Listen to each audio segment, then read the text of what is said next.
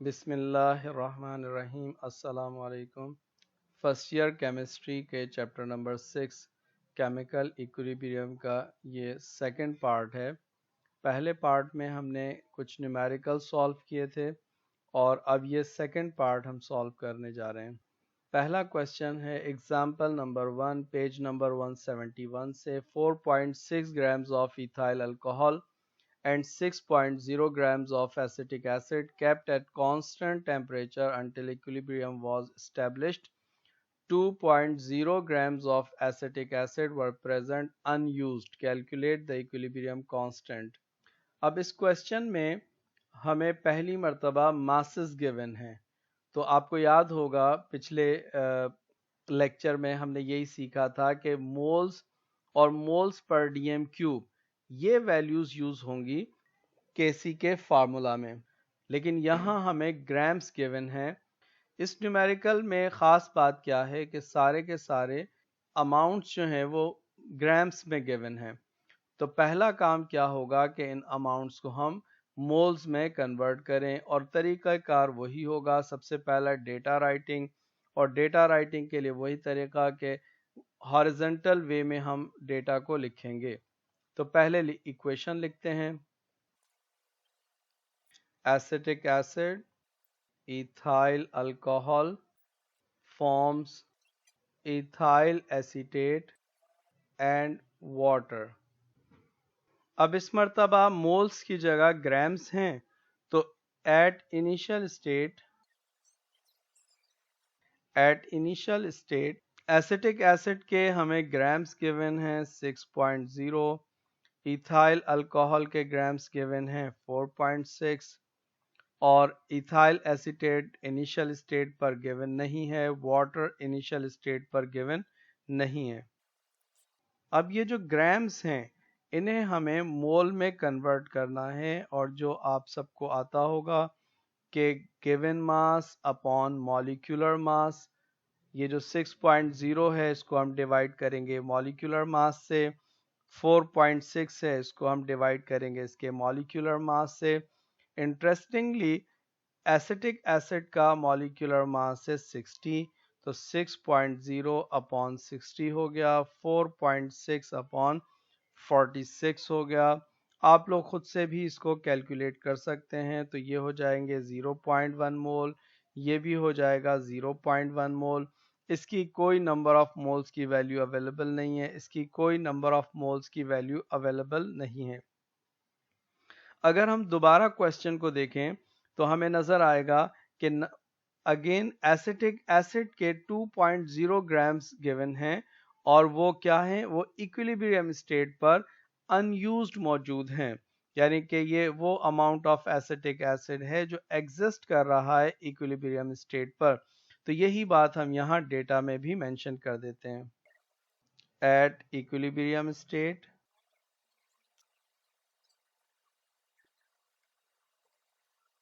Acetic acid के 2.0 grams given हैं equilibrium state पर, जबकि इथाइल अल्कोहल की, इथाइल एसीटेट की और वाटर की कोई वैल्यू अवेलेबल नहीं है। और अब हम 2.0 ग्राम्स ऑफ एसिटिक एसिड को कन्वर्ट करने जा रहे हैं नंबर ऑफ मोल्स में। तो 2.0 अपॉन 60 ये हो जाएगा 0.033, 0.033। आफ्टर डेसिमल वैसे तो 2 डिजिट्स लिखे जाते हैं आमतौर पर, लेकिन अगर आप 3 डिजिट्स भी लिख देंगे तो भी कोई फ़र्क नहीं पड़ेगा, वैल्यू थोड़ा सा बेहतर एक्यूरेसी की तरफ चली जाती है। अब हमें कुछ डिस्कशन करना है। इस डिस्कशन को सीधा साधा तरीका ये है कि हम पहले ये आइडेंटिफाई करें कि इनिशियल स्टेट पर एसिटिक एसिड है 0.1 मोल और इक्विलिब्रियम स्टेट पर एसिटिक एसिड है 0.033। अब इनिशियल स्टेट पर 0.1 moles of acetic acid and at equilibrium state 0.033 moles. तो सवाल ये है कि अगर एक एसिटिक एसिड है 0.1 मोल इनिशियल स्टेट पर और इक्विलिब्रियम स्टेट पर 0.033 बच गया, तो बाकी अमाउंट कहाँ गया? बाकी अमाउंट कन्वर्ट हो गया रिएक्टेंट का प्रोडक्ट में, क्योंकि एसिटिक एसिड रिएक्टेंट है लिहाजा ये प्रोडक्ट में कन्वर्ट हो जाएगा। अब सवाल ये है कि 0.01 स्टार्ट और बच गया 0.033, तो बाकी कितना अमाउंट है जो प्रोडक्ट में चला गया, तो 0.1 माइनस 0.033, तो ये हो जाएगा 0.0667। ये वो मोल्स हैं एसिटिक एसिड के जो कि कन्वर्ट हुए प्रोडक्ट में। तो आसान जबान में हमने यहाँ लिख दिया कि moles of acetic acid consumed. दोबारा एक दफ़ा इस बात को समझते हैं। देखिए, इनिशियल स्टेट पर एसिटिक एसिड है 0.1 मोल, इक्विलिब्रियम स्टेट पर जो लेफ्ट ओवर है, जो बच गया है, वो है 0.033। अब हमने सवाल खुद से ये किया कि अगर ये इनिशियल स्टेट पर 0.1 मोल और जो बच गया है 0.033, बाकी अमाउंट कहाँ गया? तो क्योंकि रिएक्टेंट है, रिएक्टेंट को प्रोडक्ट में कन्वर्ट होना होता है, तो बाकी अमाउंट प्रोडक्ट में कन्वर्ट हो गया। तो इसीलिए हमने यहाँ लिखा कि ये वो अमाउंट ऑफ एसिटिक एसिड है जो कि कंज्यूम हो गया। अब इस बात को हमें याद रखना है और दोबारा यहाँ वापस इस इक्वेशंस को देखना है। बैलेंस्ड इक्वेशन को हमेशा ऑब्जर्व कीजिए। यहाँ हमारे पास कुछ नहीं लिखा हुआ, हमने फर्ज किया कि यहाँ 1 मोल है। यहाँ हमारे पास कुछ नहीं लिखा हुआ, हमने फर्ज किया 1 मोल है। अब मैं एक स्टेटमेंट देता हूं, इसको याद रखिएगा। 1 mole of acetic acid when consumed 1 mole of ethyl acetate is formed। यानी जितना ये कंज्यूम होगा उतना ये प्रोड्यूस होगा। अगर ये 2 मोल्स कंज्यूम होगा तो ये 2 मोल्स प्रोड्यूस होगा। अगर 3 moles of acetic acid consume होगा 3 moles of ethyl acetate produce होगा। तो अगर मेरे पास कितना कंज्यूम हुआ है 0.0667 मोल्स, तो अगर मेरे पास एसिटिक एसिड 0.0667 मोल्स होंगे तो ये कितने प्रोड्यूस होंगे? ये भी 0.0667 मोल्स प्रोड्यूस होंगे। इसी तरह से same discussion, if 1 mole of acetic acid is consumed 1 mole of water will be produced. If 2 moles of acetic acid are produced, 2 moles of water will be produced. If 10 moles of acetic acid is consumed, 10 moles of water will be produced. And if how much amount of acetic acid is consumed? 0.0667 moles of acetic acid is consumed. तो ये भी हमारे पास कितना बनेगा? 0.0667 moles, 0.0667 moles। अब एक value रह गई और वो है इथाइल अल्कोहल। इथाइल अल्कोहल के लिए देखिए यहाँ 1 मोल लिखा है एसिटिक एसिड का और यहाँ कितने मोल्स लिखे हैं? 1 मोल। अगर नंबर ऑफ मोल डिफरेंट होंगे तो फिर इनकी वैल्यूज में भी चेंज आ सकता है। तो when 1 mole of acetic acid is consumed, 1 mole of ethyl alcohol will also be consumed। तो अगर इसका 1 मोल कंज्यूम होगा तो इसका भी 1 मोल कंज्यूम होगा, इसके 5 मोल्स कंज्यूम होंगे तो इसके भी 5 मोल कंज्यूम होंगे, इसके 0.067 मोल कंज्यूम होंगे तो इसके भी 0.067 मोल्स ही कंज्यूम होंगे। तो इथाइल अल्कोहल के कितने मोल्स कंज्यूम हो गए? 0.067। इनिशियल स्टेट पर कितना है इथाइल अल्कोहल? 0.1। तो 0.1 हमारे पास इनिशियल स्टेट पर है, कंज्यूम कितना हो गया? 0.0667। तो ये बाकी कितना बचेगा? 0.0333। अब देखने में बड़ा आसान लग रहा है कि भाई देखो ये 0.033 है तो यहाँ भी 0.033 आएगा, 0.1 में से 0.03 माइनस कर दो, यहाँ दोनों लिख दो। लेकिन ये लॉजिक क्लियर नहीं है।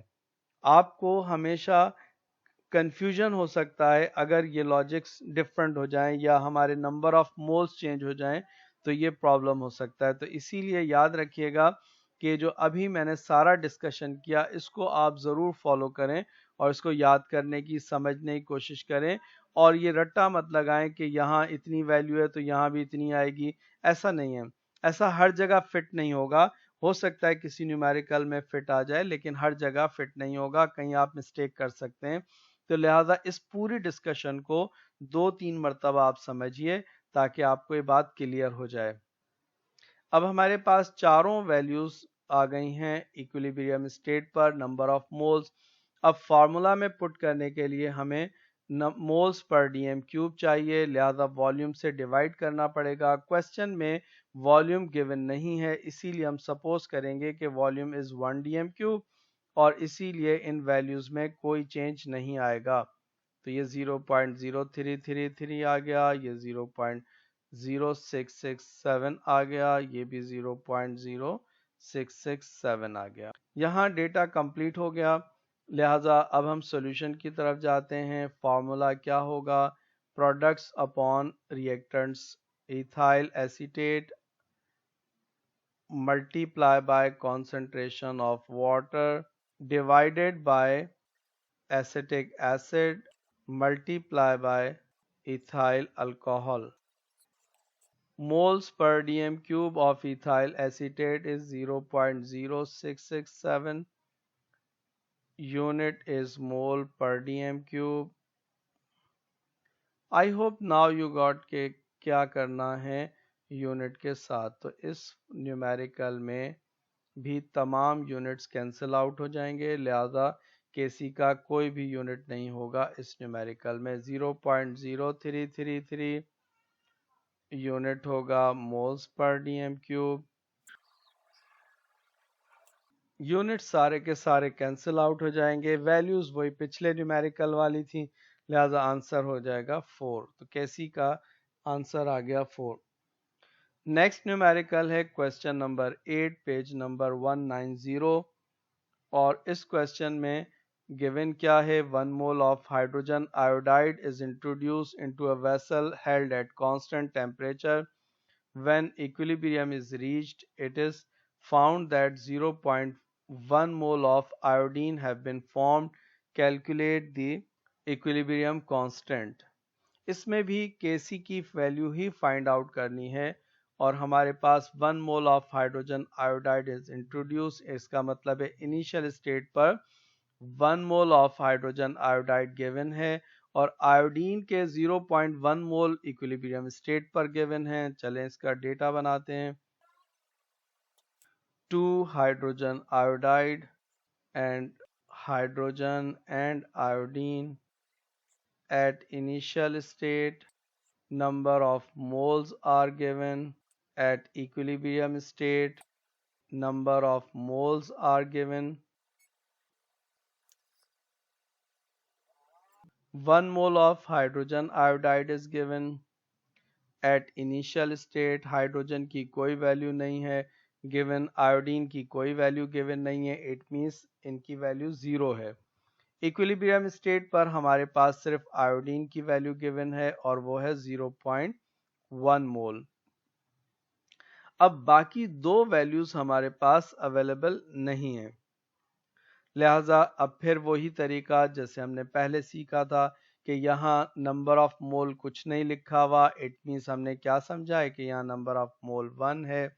ये थोड़ा ऊपर करके इसलिए लिख रहा हूँ ताकि आप इक्वेशन का पार्ट ना समझें। इसी तरह से 1 मोल ऑफ हाइड्रोजन है। अब इसको रिपीट करता हूँ कि 1 मोल ऑफ आयोडीन जब बनेगा तो 1 मोल ऑफ हाइड्रोजन भी बनेगा। It means कि when 2 moles of iodine is formed, 2 moles of hydrogen will also be formed. अगर इसके 10 moles बनेंगे तो इसके भी 10 moles बनेंगे, इसके 0.1 moles बनेंगे तो इसके भी 0.1 मोल ही बनेंगे, तो इसके हो गए 0.1 मोल। अब आते हैं लेफ्ट हैंड साइड पर। यहाँ जरा सी नई बात है, पिछले न्यूमेरिकल्स के मुकाबले में यहाँ नंबर ऑफ मोल 1 नहीं है बल्कि 2 मोल्स हैं। तो अब मैं इसको रिपीट करता हूं। When 1 mole of iodine is formed, 2 moles of hydrogen iodide will be formed. तो अगर मेरे पास 2 moles आयोडीन बनेंगे तो ये 4 moles हो जाएंगे, अगर ये 4 moles of आयोडीन बनेंगे तो ये 8 moles हो जाएंगे, डबल हो जाएगा। जितने भी मोल्स आयोडीन के होंगे उसका डबल होगा हाइड्रोजन आयोडाइड। तो अगर मेरे पास 0.1 मोल आयोडीन होगा तो ये हाइड्रोजन आयोडाइड कितना कंज्यूम होगा? 0.1 मोल मल्टीप्लाई बाय 2 और ये हो जाएगा 0.2 मोल्स। अब ज़रा देखते हैं आयोडीन में और हाइड्रोजन आयोडाइड में क्या रिलेशनशिप है। When 1 mole of iodine is produced, 2 moles of hydrogen iodide will be consumed. अगर 2 moles of iodine will be produced, then 4 moles of hydrogen iodide will be consumed.